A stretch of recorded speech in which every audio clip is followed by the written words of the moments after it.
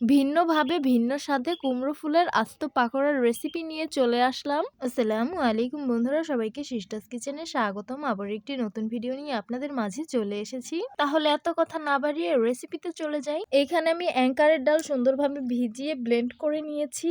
এখানে আমি পরিমাণ মতন চালের গুঁড়ো দিব, আর চালের গুঁড়ো দিলে পাকোড়াটা মুচমুচে হবে। পরিমাণ মতন হলুদ মরিচের গুঁড়ো দিয়ে দিলাম, 1 চামচ পরিমাণ লবণ দিয়ে দিলাম, সামান্য পরিমাণ পানি দিয়ে দিলাম। তারপর সব উপকরণগুলোকে সুন্দরভাবে মিক্স করে নিতে হবে। প্রথমে আমি সামান্য পানি দিয়েছি, পরে লাগলে দিব। এখন আমি আবারও সামান্য পানি দিয়ে সুন্দরভাবে ব্রেটারটা গুলিয়ে নিব।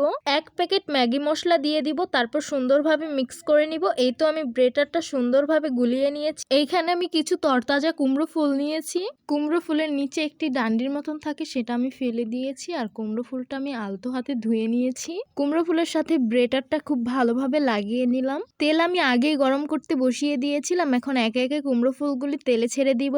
এইভাবে আমি সবগুলো কুমড়ো ফুল তেলে ছেড়ে দিয়েছি। আর কুমড়ো ফুলগুলো এক পাশ হয়ে গেছে, এখন উল্টে অপর পাশটিও ভেজে নিব। এই তো কুমড়ো ফুলের পাকোড়াগুলো আমি সুন্দরভাবে মুচমুচে করে ভেজে নিয়েছি। এখন তেল ঝরিয়ে উঠিয়ে নিব। এইভাবেই আমি বাকিগুলো ভেজে নিব।